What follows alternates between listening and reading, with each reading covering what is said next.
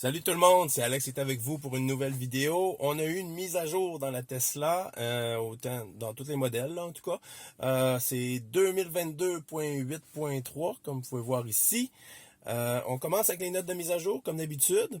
Alors, qu'est-ce qu'on retrouve dans cette mise à jour-là? Alors, on nous dit caméra de l'habitacle. On nous parle encore, c'est toujours la même affaire, là, que ça s'est amélioré, qu'ils vont regarder avec la caméra de l'habitacle s'il y a un accident, blablabla. Bla, bla. C'est plate. Fait que on change. Ensuite de ça, estimation du temps de recharge. Il y a eu une amélioration de cette fonctionnalité-là. Fait que vous savez, quand on va au superchargeur, il nous dit combien de temps qu'on doit charger pour passer à l'étape suivante de notre voyage.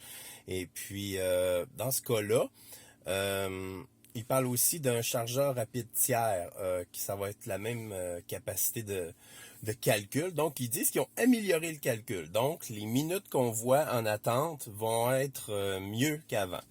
Donc, on va plus avoir une meilleure identification du temps qu'on a à faire pour recharger. Alors, ce sera sur les superchargeurs et un chargeur tiers. Donc, ceux qui ont l'adapteur CHAdeMO présentement, il y aurait aussi ce calcul-là qui a été amélioré pour cette fonctionnalité-là. Et j'espère, avant la fin des temps, qu'on va avoir le CCS Combo, l'adapteur disponible en Amérique, comme ils ont en Corée du Sud depuis quelques mois. Les chanceux. J'ai bien hâte, puis j'espère qu'on va l'avoir avant l'été pour nous permettre de voyager différemment cet été-là, puis pas suivre seulement les routes de superchargeurs. Fait que j'ai bien hâte de voir ça. Alors voilà, ce sera une expérimentation pour cette nouvelle amélioration-là, dans cette version-là, pour voir si le temps de recharge est plus exact qu'il ne l'était déjà, pas pire. En gros, c'est qu'il considère la température de la batterie, ce qu'il ne faisait pas avant, semble-t-il. Bof. Un peu bizarre, mais en tout cas, je pensais que c'était déjà comme ça, mais voilà. Autre chose, préparation du véhicule. Ah, ça, c'est fantastique. Ça fait longtemps que j'attendais ça. Très content. L'hiver est quasiment fini ici, là. Mais bon, c'est profitable quand même en été pour l'air climatisé. On dit que la préparation du véhicule, lorsqu'on la déclenche avec l'application, vous le savez très bien, quand on arrivait avec, on ouvrait une porte, paf, tout s'arrêtait, puis là tu remplis l'auto de bagages, tu voulais juste déposer quelque chose, t'étais pas prêt à partir, tout ça. Puis là tout s'arrêtait, il fallait recommencer, il fallait reprendre l'application, c'était ridicule, là, je sais pas comment ça se fait que ça avait pas été pensé mieux que ça dès le départ, mais bon, maintenant c'est réglé, tant mieux, c'est que ça va rester allumé pendant 30 minutes. Je l'ai essayé avant de faire la vidéo, ça fonctionne. Alors vous pouvez vous fier là-dessus, que vous ouvriez le coffre, les portes, en avant, en arrière. La climatisation ou le chauffage va continuer pour une période de 30 minutes. Fait que ça, c'est la grosse affaire de cette mise à jour-là. Puis je suis bien content que ce soit enfin fonctionnel. C'était un gros manque.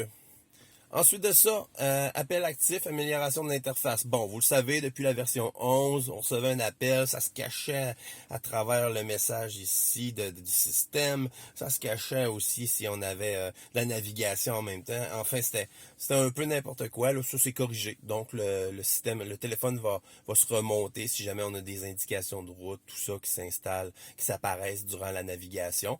Alors, bonne chose de fait, bonne chose de régler dans l'interface. On travaille beaucoup là-dessus.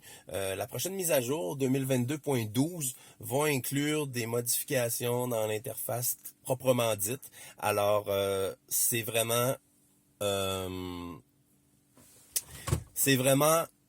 ce qui s'en vient là pour la prochaine mise à jour. Ils vont cosmétiquement améliorer. Ils ont reçu des commentaires. Je sais pas c'est où qu'on peut faire des commentaires, mais j'aimerais bien ça le savoir. Mais bon, ils ont reçu des commentaires, puis ils vont améliorer un peu l'interface 11 pour les gens qui avaient des côtés négatifs là-dessus. La version 11. Ensuite de ça, on a une nouvelle langue, la République tchèque. C'est une nouvelle langue disponible. Alors, si c'est dans votre langue à vous, tant mieux. Vous pouvez maintenant mettre l'interface de votre Tesla là-dedans. Ensuite de ça, dernière information ici, on a dans la boombox, je vais vous le montrer dans un instant, il y a eu des changements. La boombox fonctionne maintenant seulement quand le véhicule est stationné. Je ne sais pas pourquoi, c'est rendu comme ça, il n'y avait pas vraiment de problème avec ça. Mais bon, probablement qu'il y a eu des histoires de plaintes de législation, etc. Mais c'est maintenant changé. Il faut que le véhicule soit sur parc pour que ça fonctionne, sinon tout devient grisé. Je vous montre ça dans un instant. Changement qu'on voit ici dans les notes de mise à jour, il n'y a plus moyen d'aller voir notre historique. Avant, là, on était capable de descendre, de regarder les mises à jour passées, les notes de mise à jour passées. Vous voyez, c'est disparu. Alors, ça, c'est un changement que j'ai remarqué tantôt à ce sujet-là.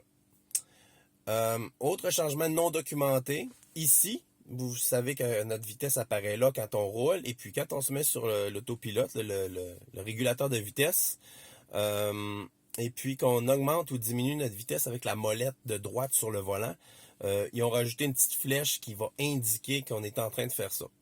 Aucune idée à quoi ça sert. Je vois pas trop l'intérêt, mais bon. Ça va signifier visuellement qu'on a activé, qu'on a utilisé la molette pour modifier la vitesse du régulateur de vitesse.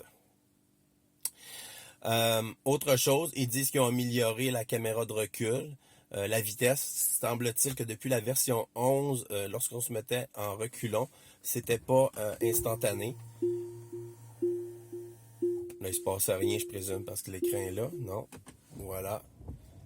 Fait que, tu sais, est-ce que c'est plus rapide qu'avant? Bonne question. J'avais pas vraiment remarqué que c'était plus lent, là. J'ai toujours trouvé que c'était un peu slocheux, là, surtout pour les deux de côté, là. Il y avait des fois des billes des roues, là, pour dire que ça chargeait, et puis que ça essayait de charger l'image. Tant mieux s'ils l'ont accéléré. C'est très bien. C'est bien qu'ils aient fait ça. Si on retourne parler de la boombox, on va aller ici, dans boîte à jeux. Regardez l'interface, vous cliquez sur boombox ici. Regardez votre interface là. Présentement, là je suis stationné, je suis sur parc. Et puis tout est grisé. Bon, il n'y a pas de musique qui joue. Mais regardez aussi les différences. Mon son de klaxon là, il reste plus à on. C'est-à-dire que maintenant, écoutez, ça devient que c'est juste une blague. Tu sais, une blague arrêtée, dire haha, j'avais klaxonné quand je suis arrêté. Mais le véhicule est en mouvement, je me mets sur le D, regardez, il se met à off. Fait que je peux plus avoir un son de klaxon à mon goût pendant que j'utilise le véhicule. Fait que c'est rendu plus un jouet qu'une fonctionnalité. Moi, j'avais mis la chèvre, là. Ça me permettait quand je klaxonnais, il y avait le klaxon normal, mais il y avait en plus le son de la chèvre. Là, maintenant, il n'y a plus de possibilité d'avoir ça. Fait que c'est rendu... Il y a juste cette fonctionnalité-là lorsqu'on est arrêté. Puis remplacer klaxon, ben là, ça me permet que de klaxonner puis qu'il n'y ait pas le bruit du klaxon réel, qui est juste la chèvre. Mais, tu sais, en tout cas, c'est bon pour faire 2-3 blagues, mais en tout cas, moi j'aimais bien l'utiliser naturellement lorsque j'avais besoin de klaxonner. Et puis, ça me permettait d'avoir le son que je voulais en même temps qu'un vrai klaxonnement avec la voiture. Mégaphone, c'est la même chose. Faut être arrêté. Si je me mets en vitesse, tout ça s'arrête instantanément. Et sélection actuelle, ça permettait d'écouter de la musique, de faire écouter de la musique aux gens qui étaient à l'extérieur de la voiture quand on roulait. Probablement qu'il y a eu des plaintes de certaines autorités, on ne le saura jamais. Puis on dit, tu m'enlèves ça, puis en tout cas, peu importe la raison, ce n'est plus possible d'utiliser quoi que ce soit dans Boombox pendant qu'on roule.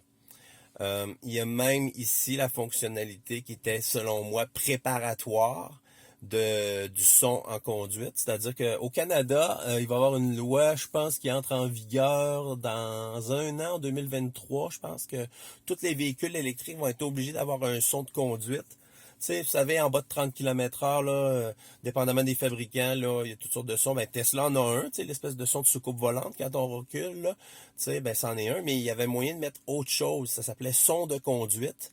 Et puis, on pouvait mettre n'importe quoi, des sons personnalisés aussi. Vous voyez, on pouvait mettre ce qu'on voulait pour s'amuser, là, comme son de conduite. Là, maintenant, il n'y en a même plus, là. Tu sais, je peux même pas, en tout cas. Je sais pas si en Europe, vous avez perdu cette fonctionnalité-là aussi. J'aimerais ça le savoir. Mettez-le dans les commentaires si vous écoutez à partir de la France, de la Belgique, de l'Europe. Mais ici, au Canada, là, cette fonctionnalité-là, elle est disparue. Son de conduite n'existe plus. Enfin, dernière chose que je veux vous parler, c'est... ouais, c'est tout. Hein, je pense que j'ai fait le tour. Voilà. Non, j'ai vraiment fait le tour. Je me souviens pas l'autre affaire que je voulais vous dire. Mais c'est des fonctionnalités qui ont été enlevées. Fait que c'est à peu près ça pour la mise à jour 2022.8.3. Alors, on va se reparler à la prochaine mise à jour 2022.12 qui s'en vient. Où semble-t-il, paraît-il qu'on va rajouter Disney+, et puis on va rajouter autre chose aussi, là, des choses qui s'en viennent. Disney+, était limité aux États-Unis seulement.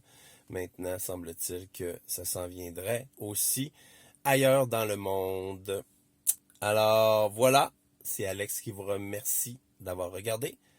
Et je vous dis à la prochaine.